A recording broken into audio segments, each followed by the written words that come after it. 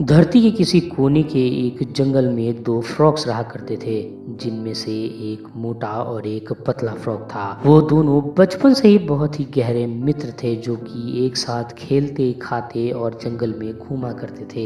एक दिन की बात है, उस जंगल में रहने वाला एक किसान एक बाल्टी लेकर आता है, जिसे वो अपने झोपड़ी के बाहर रखकर वहां से कहीं चला जाता है, जिसे वो दोनों फ्रॉग्स बहुत ही देर से देख रहे थे। और उनमें से जो मोटा फ्रॉग था वो पतले फ्रॉग से कहता है कि चलो देखते हैं कि उस बाल्टी में क्या है। जिसके बाद वो दोनों उस बाल्टी के पास जाते हैं, लेकिन क्योंकि वो बाल्टी बहुत ही बड़ी थी, उन्हें कुछ भी दिखाई नहीं दे रहा था। फिर उन दोनों फ्रॉग्स ने उस बाल्टी के अंदर छलांग लगा दी, जिसमें दूध भरा हुआ था, जिसमें वो दोनों तैरने लगे। और जब उस बाल्टी से निकलने की बारी आई, तो वो जब उस बाल्टी से बाहर छलांग लगाने की कोशिश करते, तब बाल्टी का सिरा स्लिपरी होने की वजह से वापस उसी दूध वाले बाल्टी में गिर जाते। कुछ देर तक तैरते रहने के बाद उन फ्रॉग्स में से मोटे फ्रॉग ने पतले फ्रॉग से कहा कि मैं अब और तैर नहीं सकता। वैसे भी तैरने का कोई फायदा नहीं, क्योंकि हम लोग इसी दूध में डूबकर मरने वाले हैं। लेकिन पतला फ्रॉग मोटे फ्रॉग से कहता है कि मोटे, इतनी जल्दी हार मत मान, तैरता रहे, हम इस